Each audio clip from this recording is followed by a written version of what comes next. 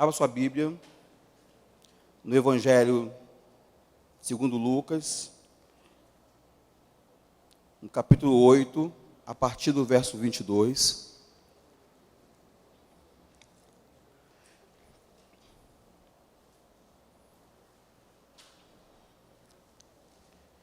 Eu tenho hoje várias referências bíblicas para passar para os irmãos, então eu não vou pedir que você abra todas elas não, para não cansar muito.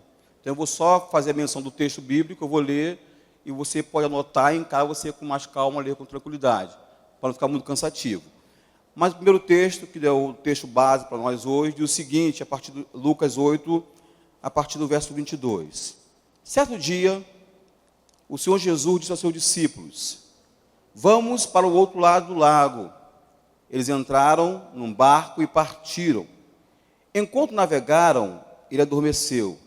Abateu-se sobre o lago um forte vendaval, de modo que o barco estava sendo inundado e eles corriam grande perigo. Os discípulos foram acordá-lo, clamando: Mestre, mestre, vamos morrer. Ele se levantou e repreendeu o vento e a violência das águas. Tudo se acalmou e ficou tranquilo. Onde está a sua fé? Perguntou ele aos seus discípulos. Amedrontados e admirados, ele perguntaram uns aos outros: quem é este que até os ventos e as águas dá ordens e eles lhe obedecem? Senhor Deus e Pai, eu quero te louvar, ó Deus, nesse dia, nessa noite, aqui nesse lugar, suplicar, ó Pai, a tua bênção, suplicar a tua graça sobre nossas vidas, e te pedir, ó Pai, que teu Espírito Santo venha se comunicar conosco. Eu quero te pedir misericórdia, que eu não venha atrapalhar aquilo que o Senhor quer falar com a sua igreja, e que nós possamos ouvir aquilo, ó Pai, que com certeza o Senhor quer falar para cada um de nós. Nos abençoa em nome de Jesus. Amém? Como eu falei, eu vou fazer menção de alguns outros textos, você não precisa abrir a Bíblia, você pode somente anotar, para não ficar muito cansativo. Esse final de semana nós tivemos um tempo especial, nós estávamos ministrando um seminário aqui numa igreja amiga nossa, aqui em Rua Sobrinho, pastor Márcio, e em um dos intervalos que nós tivemos lá, nós começamos a conversar, bater papo, eu, Deise, mais o pastor, mais algum grupo, um grupo que estava lá.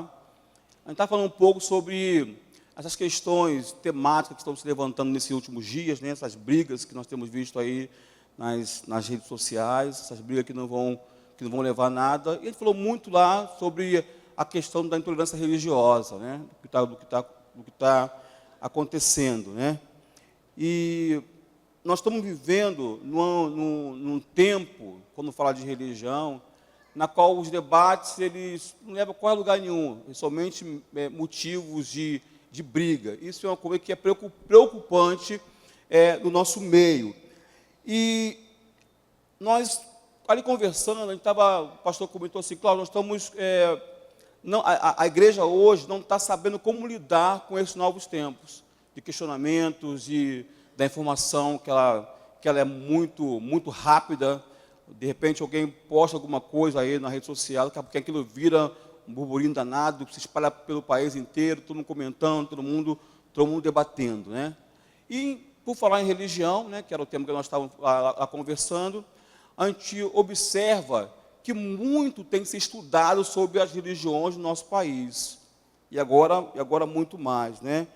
E alguns sociólogos eles têm estudado como o comportamento dos homens dentro da religião, não importa qual venha a ser ela, tem influenciado de forma positiva ou negativa a sociedade no geral. E dentro desse grupo de sociólogos tem um grupo menor dedicado ao estudo da religião, que tem se aprofundado muito mais nessas questões. E estudos que têm sido feitos não é a partir de agora, que acontecia nesses últimos dias, mas são estudos que estão vindo de vários anos, né?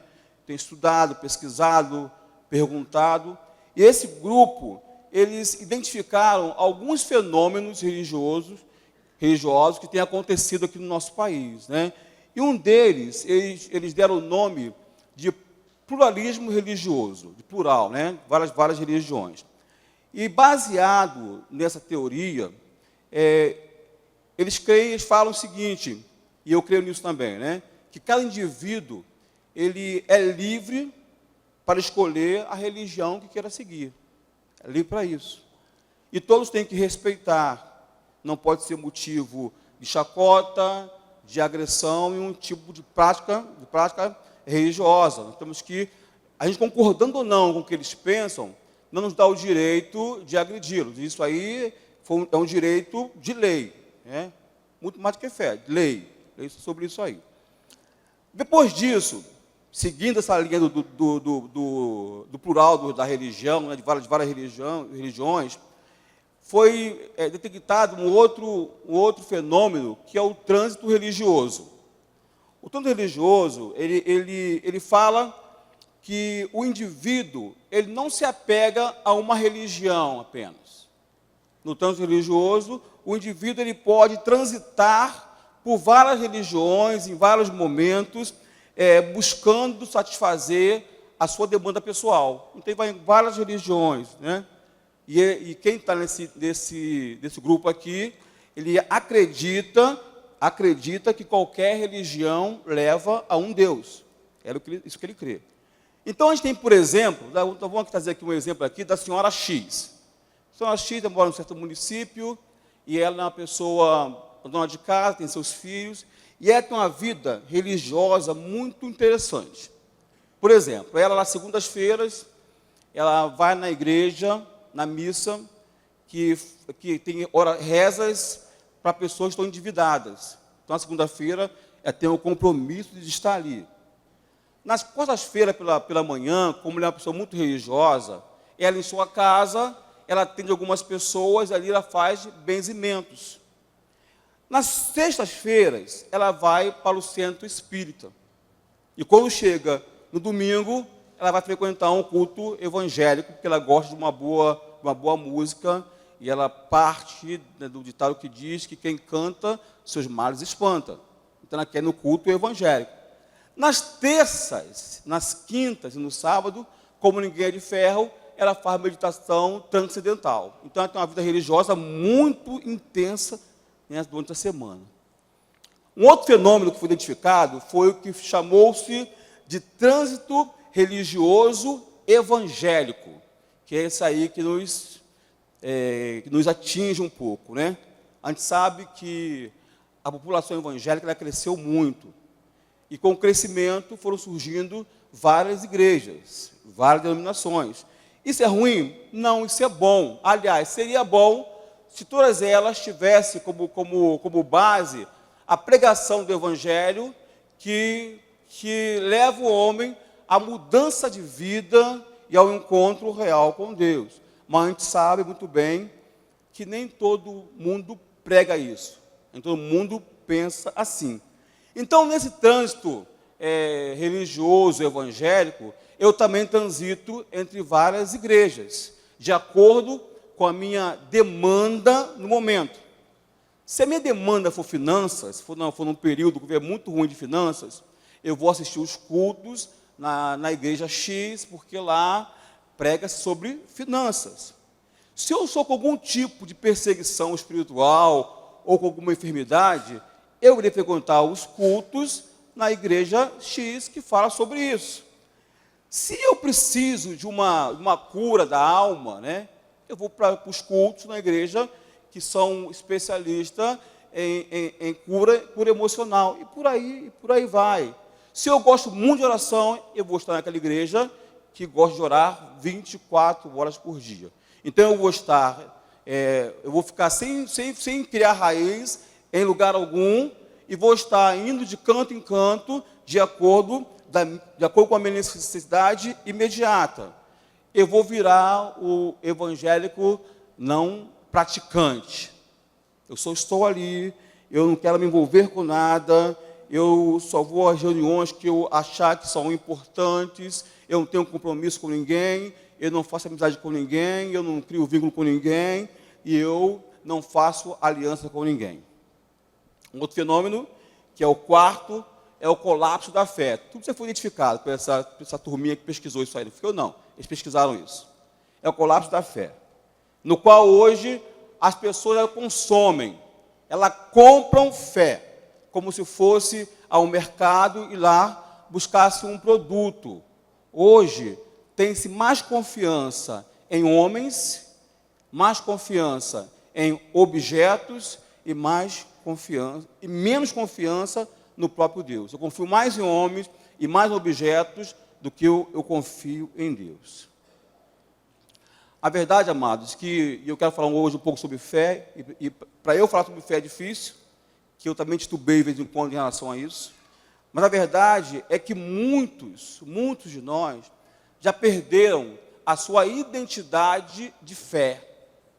Já perderam. E é sobre isso que eu queria meditar com os irmãos. Sabe por quê, amados? Eu creio que haverá um dia, e eu creio que está bem próximo, que o Senhor Jesus vai voltar, e que Jesus vai voltar para buscar uma igreja santa. Eu creio nisso. Alguém aqui crê nisso, querido? Você crê nisso? Você quer que um dia o Senhor vai voltar para te levar você para o céu com Ele?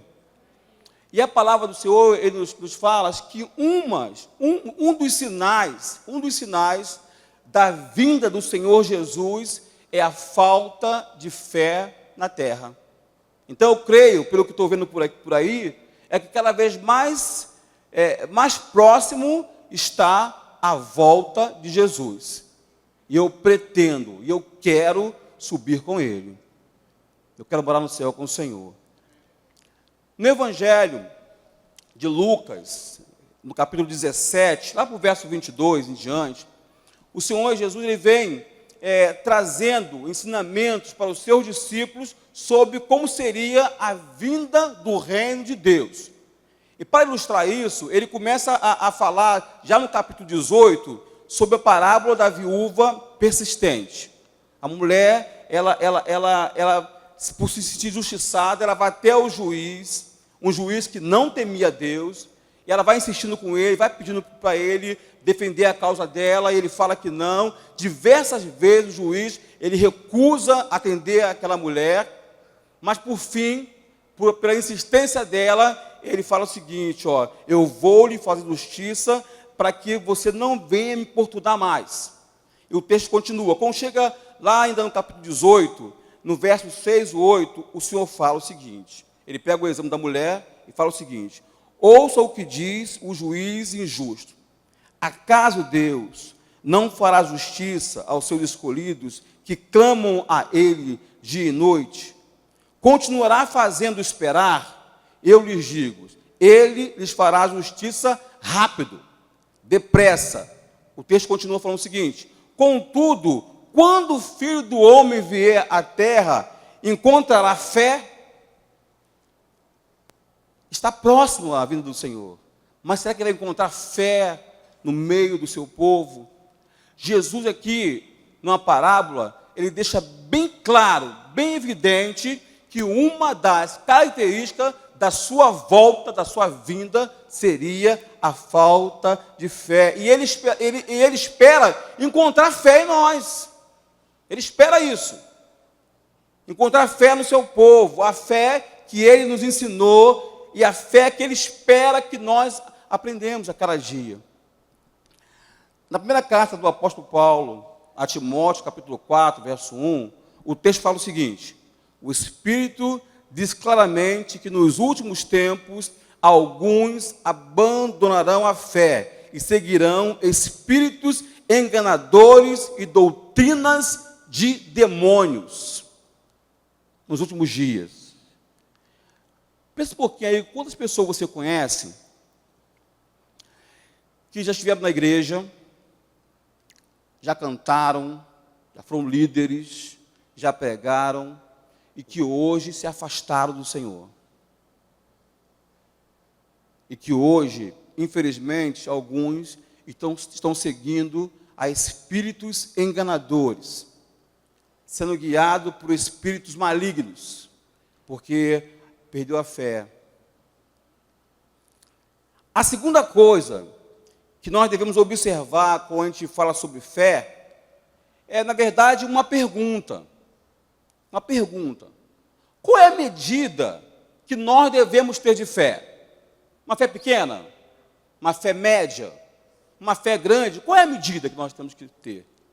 Aí o Senhor vem com um texto interessante, a de Romanos 12, 3, que fala, por isso, Paulo falando, por isso, amados, pela graça que me foi dada, digo a todos vocês, a todos nós que estamos aqui, ninguém tem a si mesmo um conceito mais elevado do que deve ter, mas ao contrário, tem um conceito equilibrado, de acordo com a medida da fé que Deus lhe concedeu. Ou seja, amados, para cada um de nós, Deus já deu uma porção de fé, querido. Então você não fala que você não tem fé. Você tem fé. Você tem fé. Uma porção de fé Ele já te deu. Ou seja, uma parte da fé que nós temos que ter para cumprir o propósito de Deus já nos foi dado. E à medida que nós recebemos essa porção, nós temos a responsabilidade de fazer essa porção crescer cada dia mais e mais. Nós recebemos. Um outro texto também interessante, está lá em 2 Tessalonicenses 1, verso 3, parte A, que fala assim, irmãos, devemos sempre dar graça a Deus por vocês, e isso é justo, porque a fé que vocês têm cresce cada vez mais. Ou eu creio na palavra de Deus, ou eu não creio nela, amados. Se o Senhor falou que uma porção de fé, uma medida de fé, já nos foi dada, eu preciso crer nela. E que se Ele fala que essa medida que nós temos de fé, ela vai crescendo a cada dia, eu preciso crer nela. Por várias vezes nós vemos o Senhor Jesus, ele repreender algumas pessoas por terem pouca fé. E essa pouca fé que ele falou, foi aquela fé improdutiva, aquela fé que não agrada a Deus. E elogiou alguns por terem tamanha fé.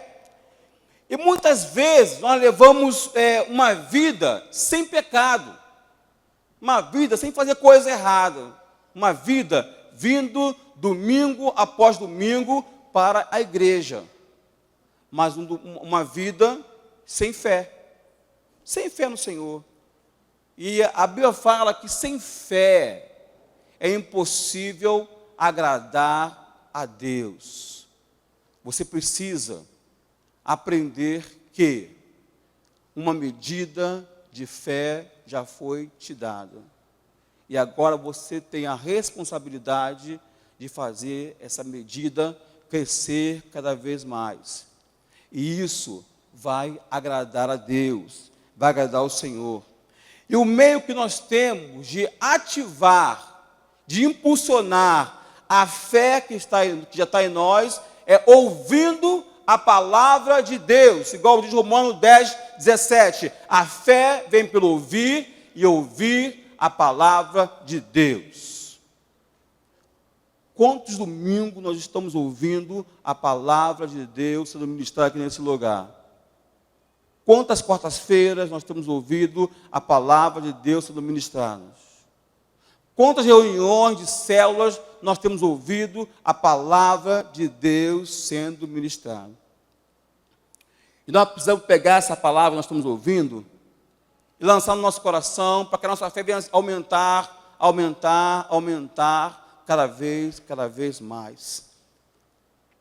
A terceira coisa que nós precisamos pensar quando falamos de fé é entender que nós convivemos entre dois mundos.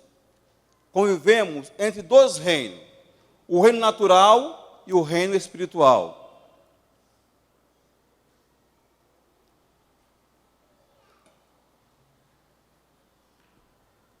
E muitas vezes nós achamos que aquilo que a gente não está vendo, não está acontecendo. Nós gostamos muito de ver as coisas, né? Só aquilo que nós conseguimos colocar a mão, conseguimos enxergar, conseguimos cheirar, que para nós é real. Aquilo que nós não estamos vendo, pensamos que não está acontecendo. E o mundo espiritual, ele acontece da mesma forma que o mundo natural, é paralelo. A palavra de Deus fala o seguinte, que o anjo do Senhor está ao redor daquele que o teme e o guarda. Você crê nisso, meu irmão? Amém ou não amém? Então você crê que hoje tem um anjo ao seu lado? Crê nisso? Eu não sei, eu sou ruim de cálculo, tá bom, gente? Eu não sei quantos tem aqui hoje, aqui na reunião. Mas com certeza tem mais de 100 pessoas aqui, certo?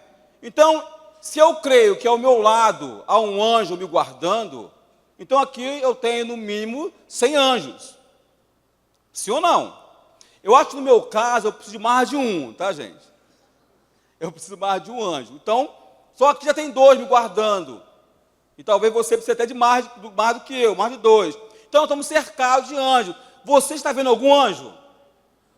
O fato de você não estar vendo o mundo espiritual não significa que ele não está acontecendo.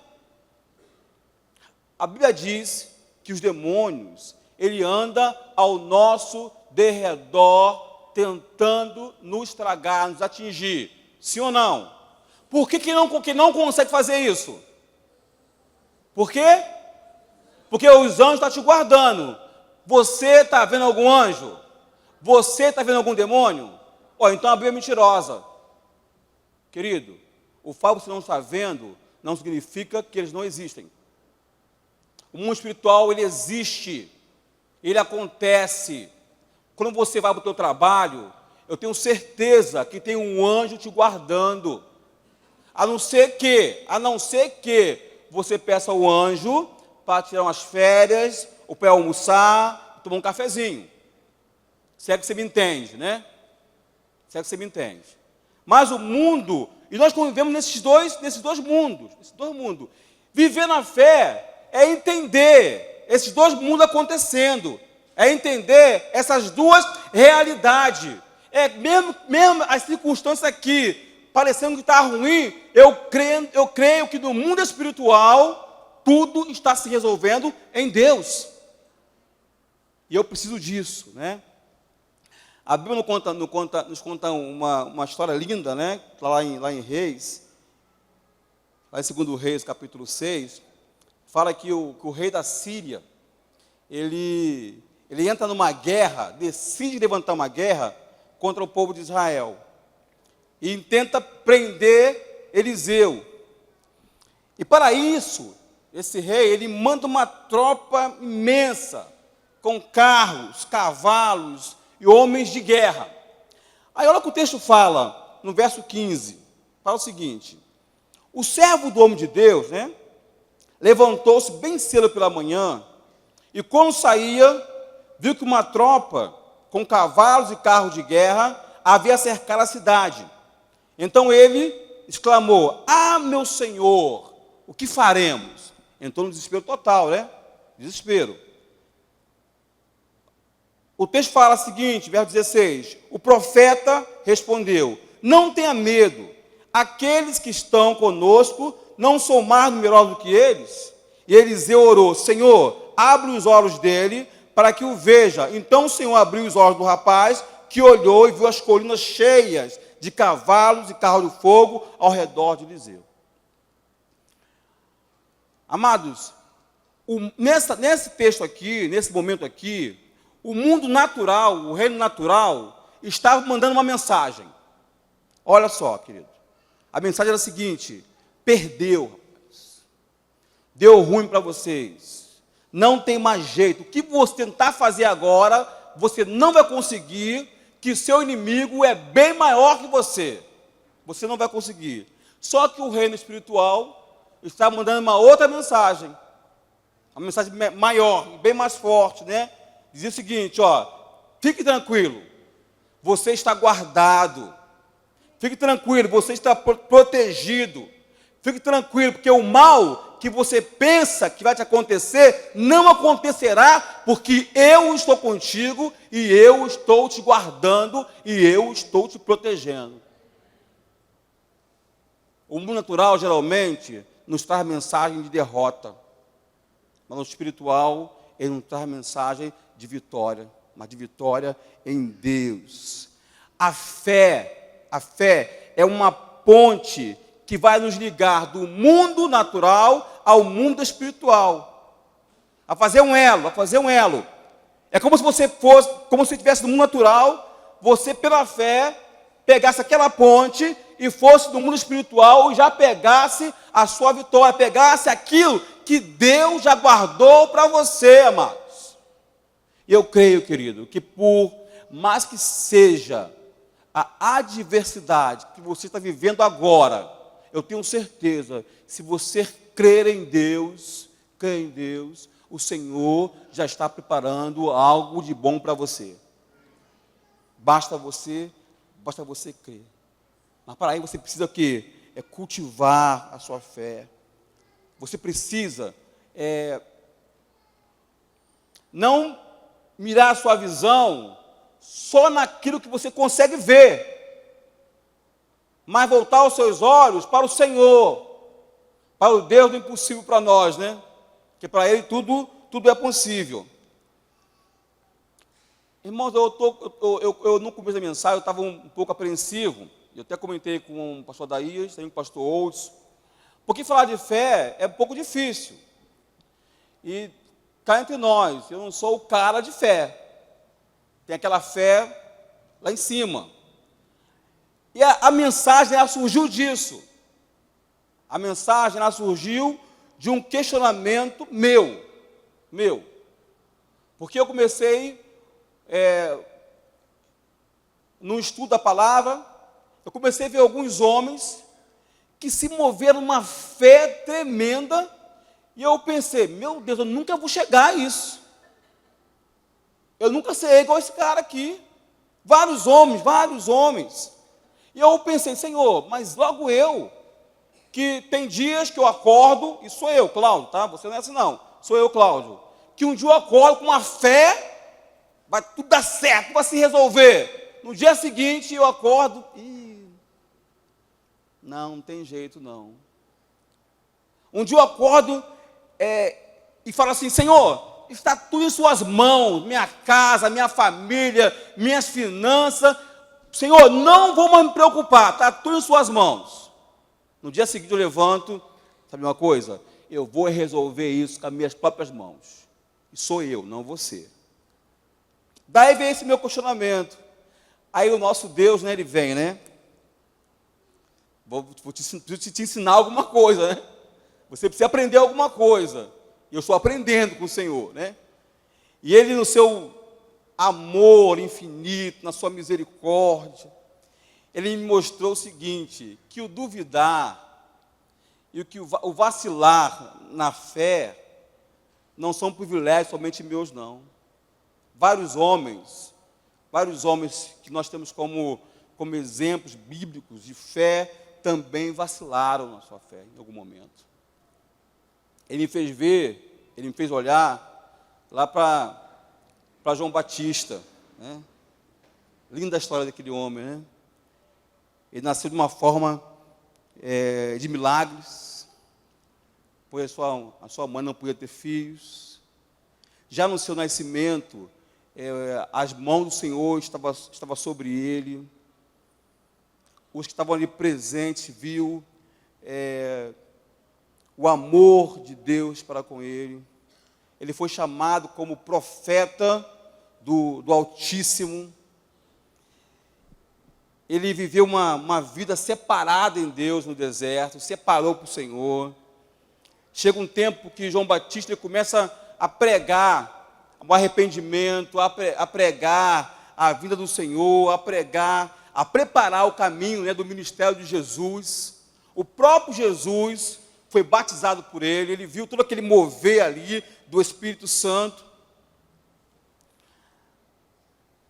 Um homem que, mesmo tendo caminhado naquele mover, chega um momento que ele é preso.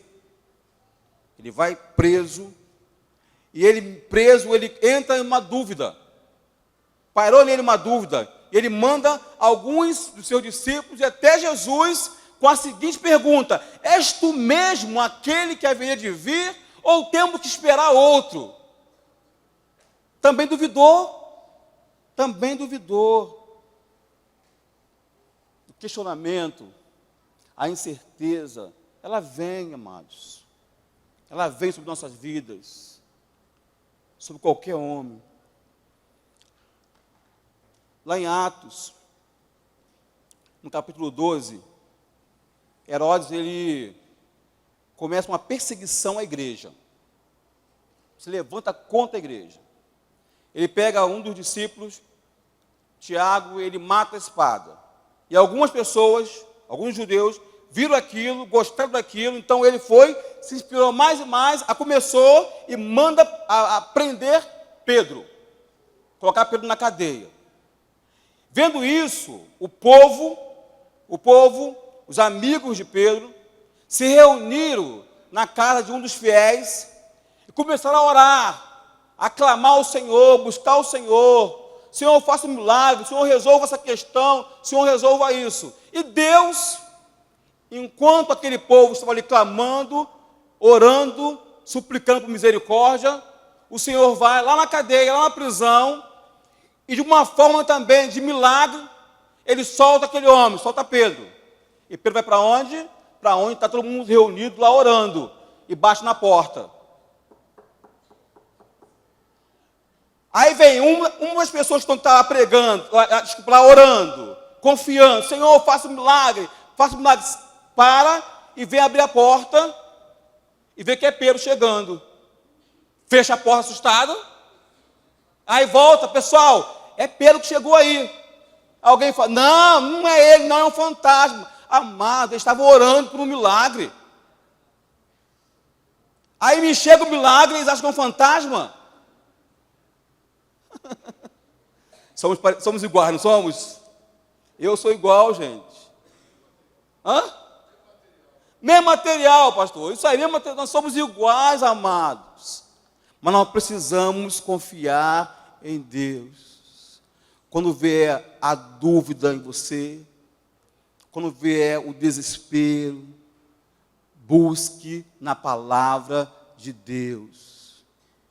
Busque auxílio. Fala, Senhor, me faça entender isso que está acontecendo. Senhor, me ensina a ativar essa fé que o Senhor já colocou em mim. Senhor, me ensina a aprender essa fé que me faz agir no sobrenatural. É essa fé que o Senhor espera encontrar em nós quando Ele voltar. E a sua vinda está mais próxima do que nós possamos imaginar, amados. Eu quero voltar com vocês lá para o texto inicial. Então, eu queria que você vá de novo abrir sua Bíblia aí em Lucas 8, 22, 25.